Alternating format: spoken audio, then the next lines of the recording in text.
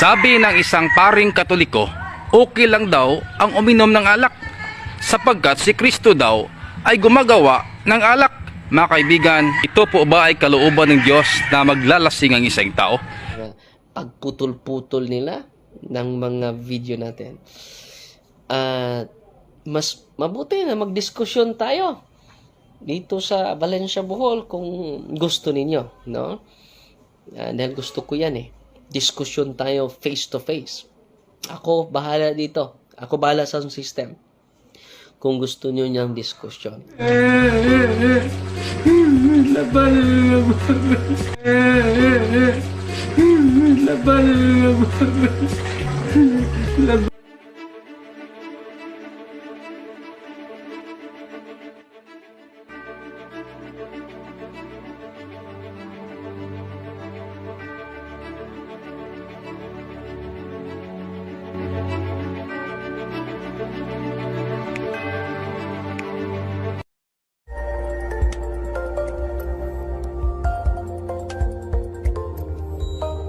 Okay, kinukuha nila yung video natin. Well and good. Okay lang. Sasagutin naman natin. So, ang dami. Huwag kayong mag-alala dahil sasagutin natin punto per punto. Yung magdasa kog duha ka container nga bahalina. Sabi ng isang paring Katoliko, okay lang daw ang uminom ng alak sapagkat si Kristo daw ay gumagawa ng alak. Mga kaibigan, ito po ba ay kalooban ng Diyos na maglalasing ang isang tao? Yun mga kapatid. Ating sasagutin yan. Punto per punto po. No? Totoo naman na ang daming ginawa na wine ni Kristo. No? 6 na tadyaw po yan. At hindi po 7, 6 po. Babasahin natin yung banal na ebanghelyo ni St. John. Ang unang milagro po ito ng ating Panginoong Heso Kristo, mga kapatid. Jesus changes water into wine. So, babasahin natin ng buo, mga kapatid, ha? Ito po. On the 3rd day, a wedding took place at Cana in Galilee. Jesus' mother was there, and Jesus and his disciples had also been invited to the wedding. When the wine was gone, Jesus' mother said to him, "They have no more wine." "Woman, why do you involve me?" Jesus replied, "My hour has not yet come." So, hindi pa maabot yung panahon ko. Nearby stood 6 stone water jars, the kind used by the Jews for ceremonial washing. It's holding from 20 to 30 gallons.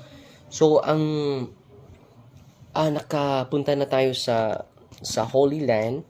Itong water jar na ito, nakakita tayo talaga ng replika. Malaki pa sa atin. So, ilang galon? Mga 20 to 30 gallons. So, ang dami. Kung iinom lang tayo ng isang long neck, no? Mas marami ito. Dahil ang dami. 30 gallons ang maipasok natin sa isang water jar. No? Malinaw na malinaw dito, 20 to 30 gallons. At 6 po na water jars ang kanyang pinuno. At ginawa ito niya na wine. Wine talaga. No, literal na wine. Ano ba yung wine? May alcohol content. Hindi po matawag na wine yan without alcohol content. At patuloy tayo. Jesus said to the servants, "Fill the jars with water." So, punuin ninyo ng tubig. So, hindi lang half, punuin ninyo ng tubig. So, they filled them to the brim. So, ito pa, punong-puno talaga. To the brim. Then he told them, "Now draw some out and take it to the master of the banquet." They did so, and the master of the banquet tasted the water that had been turned into wine. He did not realize where it had come from, though the servants who had drawn the water knew. Then he called the bridegroom aside and said, "Everyone brings out the choice wine first, and then the cheaper wine after the guests had had too much to drink. too much to drink, ha? So, ang dami nang nainom nila. So, after sa dami na nilang nainom, nandito po ito sa Biblia. After the guests have had too much to drink. Too much to drink, ha? Ang dami nang nainom nila. Too much to drink. Nakasulat po yan. Paano yan? Ha? At nakainom na sila ng maraming alak at dinagdagan pa ni Kristo. Dinagdagan pa. At drink after the guest. So, unang i-serve nila yung yung hindi mahalon o cheaper wine ang i-serve nila after the guests have had too much to drink, ha? Ano ba ang Tagalog sa too much to drink? Ang dami na nilang nainom, no? Nakasulat po yun. Ito. Paano na ito? Nakasulat eh. After the guests have had too much to drink, but you have saved the best till now. So ngayon, ang ipinainom ninyo sa amin, ang pinaka-the best na wine. So posible una ito. At kung madami na silang nainom, ipahuli yung cheaper wine. Ang ipainom. Pero dito, malinaw na malinaw. They drink a lot of wine. At dinagdagan pa ni Kristo. Uulitin natin ha sa pagbasa. And the master of the banquet tasted the water that had been turned into wine. He did not realize where it had come from. The servants who had drawn the water knew. Then he called the bridegroom aside and said, "Everyone brings out the choice wine first, and then the cheaper wine after the guests have had too much to drink. But you have saved the best till now." So, ang dami na nilang nainom, pero dinagdagan pa ni Kristo. Pero sinabi ko ba, sinabi nila dito, ulitin ko ha, pinupromote ko daw yung paglalasing. No? Sabi niya, hubog-hubog. Supak sa giingon ni nga leader nga okay ra maghubog-hubog kani iya panghimong rason. Sabi ko ba na okay lang maglasing? Sabi ko okay lang mag-inom. No? Wala akong sinasabi na okay lang maglasing kayo. No?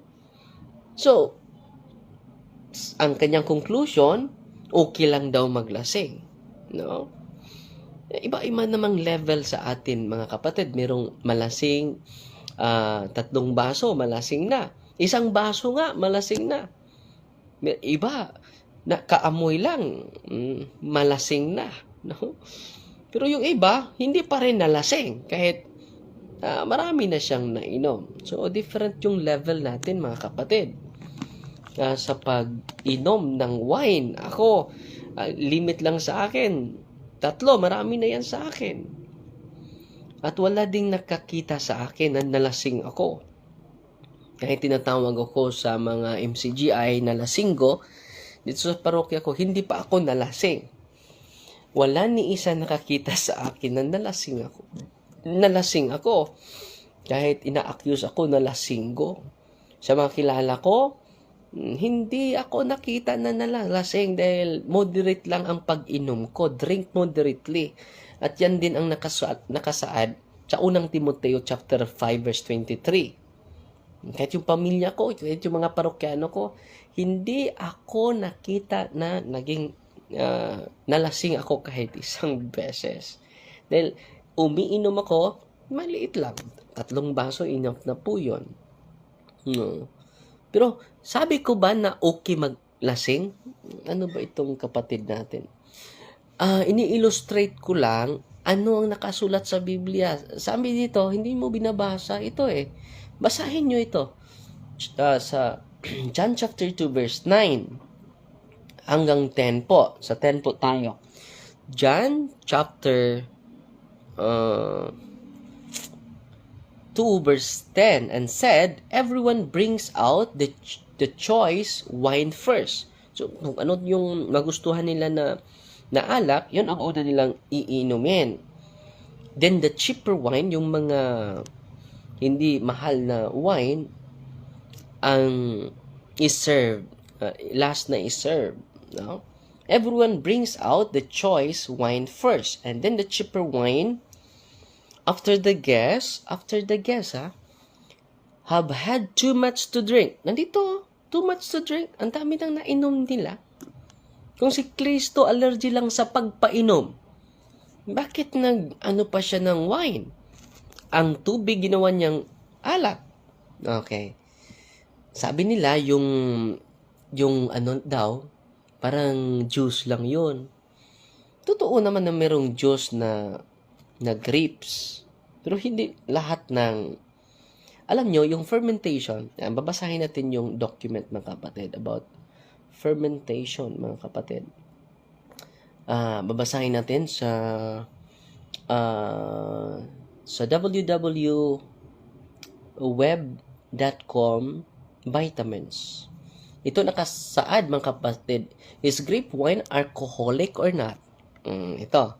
Ang sagot, wine is an alcoholic beverage. So, wine talaga is an alcoholic beverage. Alcoholic talaga. Basta wine, no? That is created from grapes. So, yung wine sa panahon ng mga Hudyo, created from grapes. The sugars.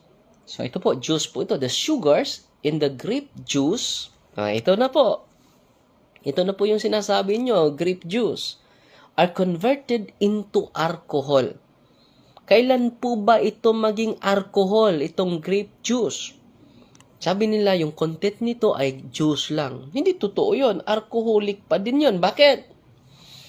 During fermentation, the alcohol in wine blocks various nerve pathways in the brain. Kung masubraan po. Wine also contains antioxidants that might benefit the heart and the blood circulation po.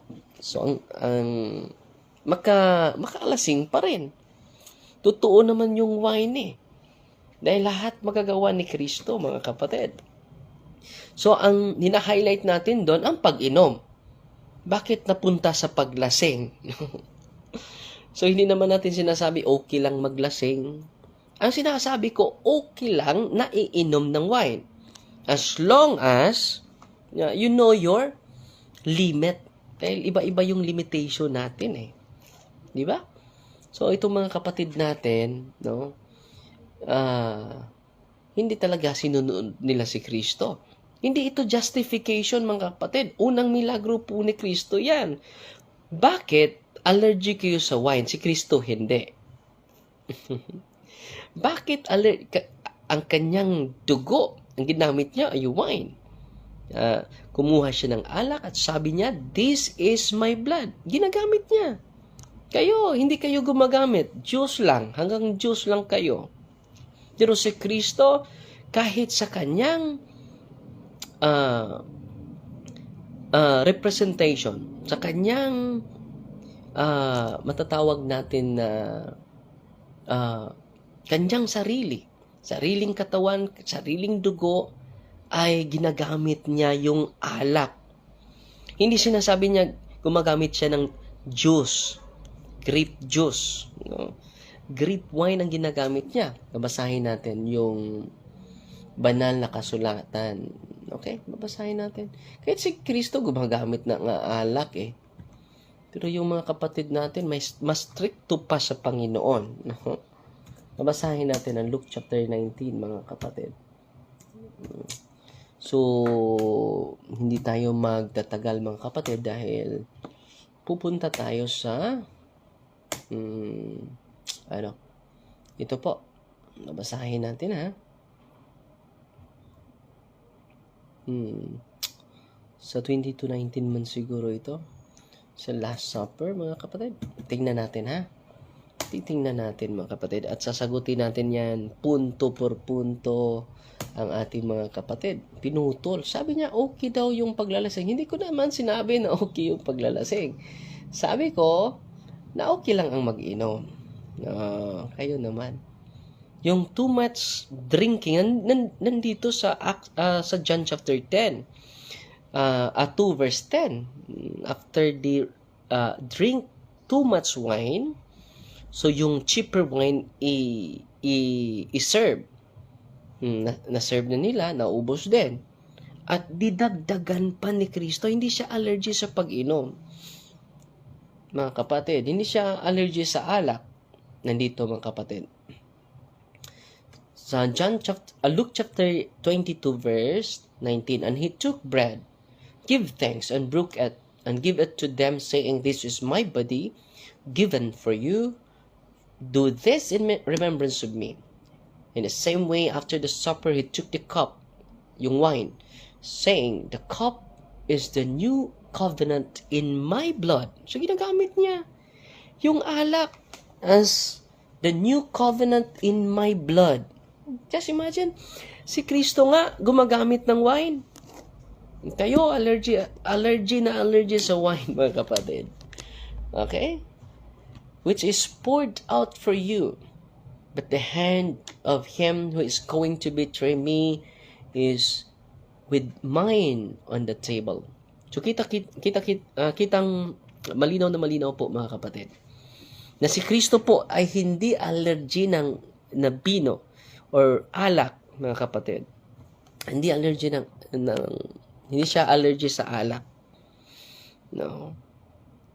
Bawal ang sobra. Sinasabi ko ba na maglasing kayo? Hindi. Ang sabi ko, pwede. Grabe yung pagpainom ni Kristo. Hindi ko sinabi na grabe yung paglalasing ni Kristo. Iba po yun. No? Walang pare magsasabi maglasing kayo lahat, ha? No? Hindi bawal ang pag-inom, kapatid. Ang bawal yung paglalasing, yung kinukot ninyo. Aprobado ako niyan. Makasama sa ating katawan yung sobrang paglalasing. No? Sabi ko ba na nilalasing ni Kristo lahat? Hindi ko naman sinabi yon. Hindi ko din ginastify yung mga lasinggo. Yung mga lasinggong nakikinig ngayon, magbago na kayo. No? Drink moderately. No? Not drink moderatso. No? So yan po ang ating sagot sa ating mahal na mga kapatid na sabi nila, pinupromote po daw na okay lang maglasing. Hindi ko naman sinabi yon. Sinabi ko lang na ang daming pinainom ni Kristo at pinupuno pa niya yung tadyaw or water jars. At ang mapasok natin na mga gallons doon ay 30 gallons sa pinakamarami. Imagine na ka, 30 gallons, i-multiply natin sa 6. Ilan yon? 30 times 6? Mga 900. 900 ba? Hindi ko marunong sa math. No? 30 times 6. Mga 900 gallons. Ang dami nga. Kung hindi ako nagkamali, ha? Wala akong calculator dito, mga kapatid. Tingnan natin. 6 gallons times times 30. So 180. 180 gallons. Hindi pala 900. 180 gallons. No? Grabe, mga kapatid. 180 gallons ang pinainom ni Kristo. Grabe. 180. Yung isang gallon. So, yan ang pinainom ni Kristo sa kasal. Just imagine, they drink many wine. John chapter 2 verse 10. And after that, dinagdagan pa ni Kristo ng 180 gallons. Ang dami. 180 gallons. Ang dami, mga kapatid. So, hindi talaga exaggerated yung sinasabi ko. Grabe yung pagpainom ni Kristo. 180 gallons. Naubos na kanilang mga alak at dinagdagan pa ni Kristo. Just imagine, ha? Unawain natin ang sinabi ni Kristo sa Ebanghelyo, sa John. chapter 2, unawain natin na naubusan na sila ng bino. Naubusan na sila ng alak. Kaya nag-request si Mama Mary. And the master of the banquet tasted the water that had been turned into wine. He did not realize where it had come from. The servants who had drawn the water knew. Then he called the bridegroom aside and said, "Everyone brings out the choice wine first, and then the cheaper wine after the guests. So after the guests have had too much to drink." Ang nabasa dito, too much to drink. Paano yan? Nakasulat yan, no? Too much to drink.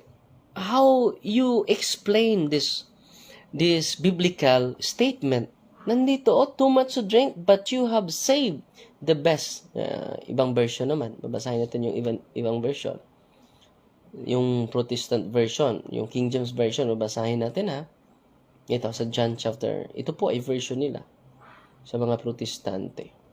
Babasahin natin. Tingnan. Grabe dito. Drunk talaga. Hubog na. Lasing na talaga. And he said to him, "Every man at the beginning sets out the good wine. And when the guests have well drunk," yung drunk is nalasing na. "Then the inferior, you have kept the good wine until now."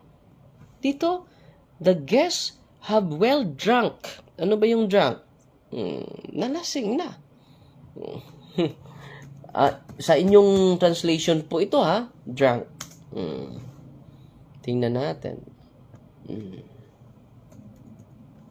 Okay. Ang sabi dito, affected by alcohol to the extent of losing control of one's faculties or behavior. Yan po ang sabi ng drunk. Nabusog, nalasing na talaga sila dito. Tingnan nyo, dito sa King James Version, mga kapatid. When the guests have well drunk, nalasing na talaga. Sa New International Version, mga kapatid, they drink too much. Nalasing na talaga. Sa Biblia po ito. Hindi ko po dinagdagan ito. Paano yan? Paano nyo ma-explain yan? At nalasing na sila, dinagdagan pa ni Kristo ng 6 na water jars.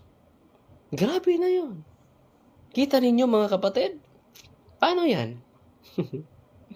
Paano nyo ma-explain? Nandyan sa Biblia eh. When the guests have well drunk. Sa ibang version naman. Tingnan natin. Yung mga Protestant na version, Living Bible. Tingnan naman natin sa Living Translation. Ito po, Protestante po ito. Too much to drink. Synonymous lang yan sa drunk, di ba? No, dito din. A host always serves the best wine first, he said.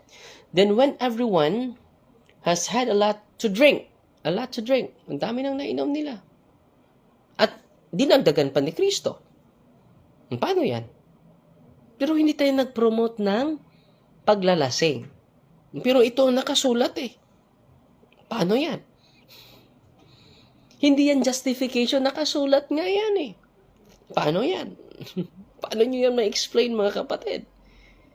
Pero ang simbahan, bawal talaga yung paglasing. Pagkalasinggo, bawal talaga yon. Hindi maganda talaga yon. Hindi natin pinopromote. Pero hindi masama ang pag-inom. Kahit si Kristo nga, they are already drunk. The guests well drunk.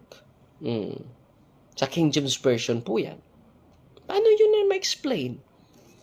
Totoong wine po yan na nalasing na mga tao at si Kristo dumadagdag pa ng 6 na jars, water jars, mga tadyaw. Sa oras na, mga kapatid. Pupunta na kami sa bukid, mga kapatid, para nasiyahan ako nito dahil gusto nyo sa kasulat. Paano yan ma-explain niyo yung John chapter 2 verse 10? All the guests were well drunk. Ano ba ang Tagalog sa drunk? Nalasing. At nandito si Mama Mary, nandito si Jesus, ating Panginoon. Tama na yon, hindi na ako milagro ng they are drunk already. Base sa nakasulat, ha? Paano yan? Paano nyo ba explain yan? Sana, bago kayo mangomentaryo, mga kapatid, intindihin nyo yung buong konteksto. Yung buong gospel o chapter. Dahil nag-komentaryo kayo without reading the text. Alam nyo, binabasa ko yung buo, kaya nga, na-summarize natin. Paano yan? No? They drink a lot of wine. At dinagdagan pa ni Kristo. Paano nyo yung ma-reconcile? Aber, maghihintay ako. Disciple, disciple journal ba ito? Ako, discipleship journal. Maghihintay ko sa inyo, ha? Dahil, bago kayo mangomentaryo, mga kapatid, basahin nyo buo para hindi sa inyo. Maisumbalik natin sa inyo. Paano nyo ma-explain yan? Nakasulat yan sa John chapter 2 verse 10. And the guests well drunk. Well drunk, ha? Ano ba ang... Hindi po ito Catholic version. When the guests have well drunk. Drunk po. Ano po itong drunk? According to the dictionary, drunk meaning affected by alcohol to the extent of losing control of one's behavior and faculties. Malinaw na malinaw po yan. Simpleng-simple, mga kapatid. Naawala ko sa ating mga kapatid dahil hindi nila binabasa yung totoong context.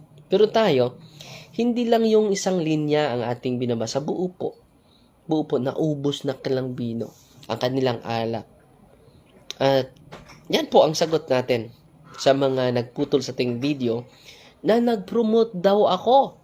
Okay lang daw yung paglalasing. Hindi ko sinasabi yon.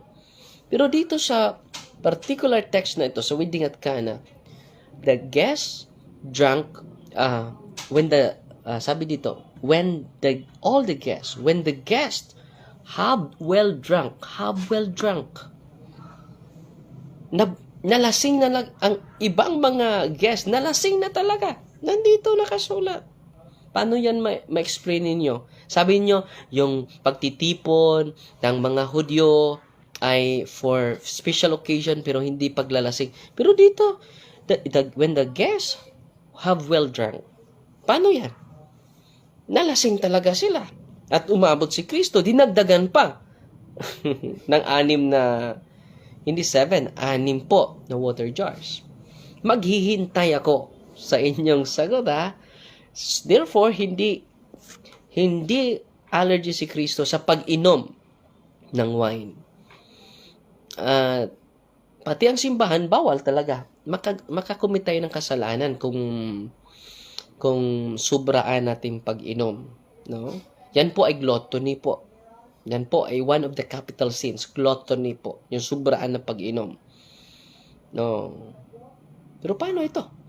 When the guests, sabi nila, opposite po sa sinasabi nila, yung pag-inom ng wine ng mga Hudyo, hindi para malasing. Paano ito? Sa King James Version po ito. When the guests have well drunk. Binabasa ko po yung inyong official na translation po. So, okay mag-alala dahil sasagutin natin yung mga discipleship journal ng mga pagputol-putol nila ng mga video natin. Mas mabuti na magdiskusyon tayo dito sa Valencia, Bohol kung gusto ninyo, no? Dahil gusto ko yan diskusyon tayo face to face. Ako bahala dito. Ako bahala sa system. Kung gusto niyo niyang diskusyon. Okay? Fighting Maria at Attack CFD with a humble heart. To make His message known is our responsibility. So here we are to pledge our lives to the Lord of eternity.